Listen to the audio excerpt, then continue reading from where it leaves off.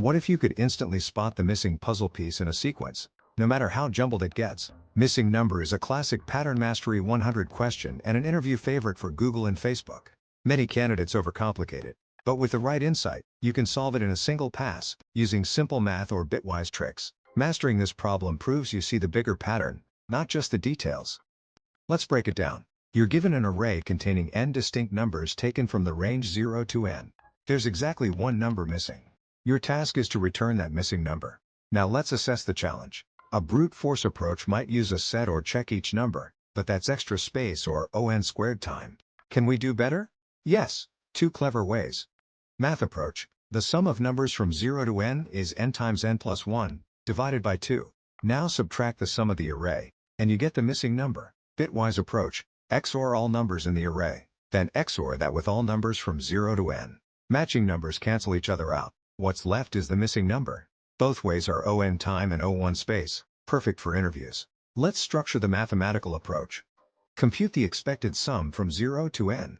Compute the actual sum of the array. Subtract the actual sum from the expected sum to get the missing number. Or structure the XOR approach. Initialize missing to n. XOR all numbers in the array with all numbers from 0 to n. The result is the missing number. Let's try to implement it using solution 1.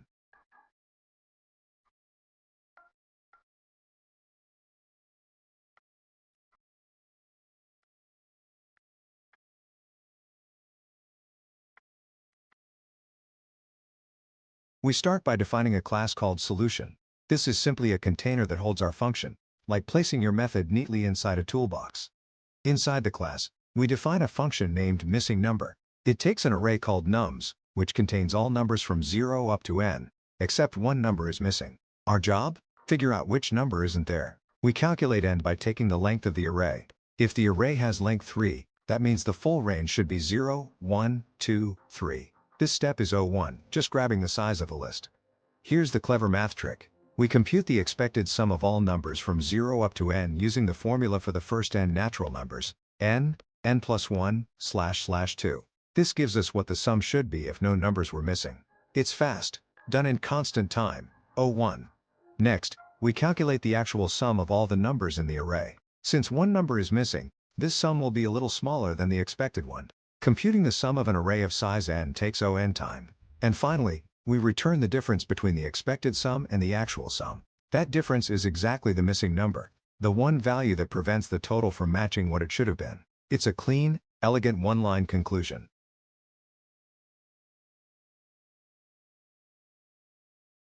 Solution 1 Test Case Explanation. Missing number. Case 1. Nums equals 3, 0, 1. Let's test our function using this input, 3, 0, 1. This array represents a list of numbers from the range 0 to n, but with exactly one number missing.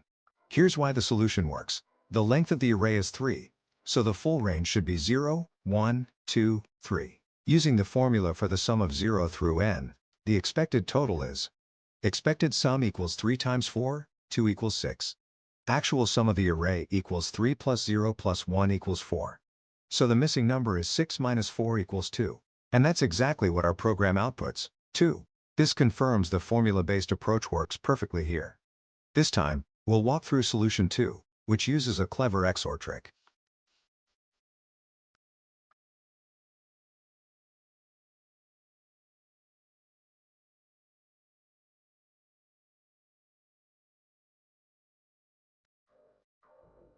We begin by defining a class called solution. Just like before, it simply organizes our function inside a clean container. Think of it as putting your method inside its own folder. Inside the class, we define the method missingNumber. It receives the list nums, which contains all numbers from 0 to n except one that's missing. Our goal: find that missing number using XOR logic. We initialize a variable called XOR_all to 0. This will hold the cumulative XOR result. It's like starting with a blank slate before we begin mixing in numbers. We compute n, the length of the array. If the array has length 3, the number should be 0, 1, 2, 3, one of which is missing. Getting the length is an O(1) operation. This comment introduces the first phase, zeroing every number from 0 all the way to n. Why? Because zeroing pairs of identical numbers cancels them out. We loop through every number from 0 to n. Since this loop runs n plus 1 times, this part of the algorithm is O(n). Here we XOR underscore all with the current number I. XOR has a magical property. A equals 0. A 0 equals A. So we're layering all numbers from 0 to n into XOR underscore all, ready to cancel them later. This comment marks phase 2.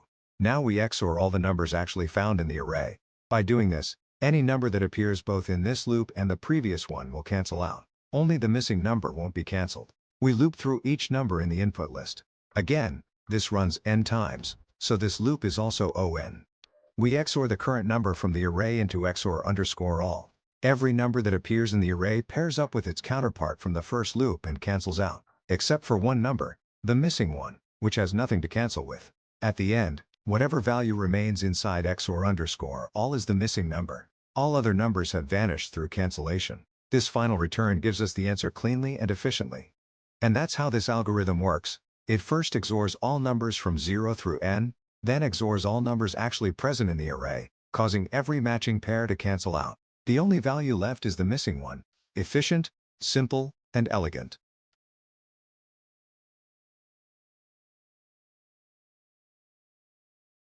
Solution 2 Test case explanation. Missing number. XOR method case 2. Nums equals 0, 1. Now let's try the input, 0, 1. This list represents a sequence from 0 to 2, with one number missing. Using the same XOR logic.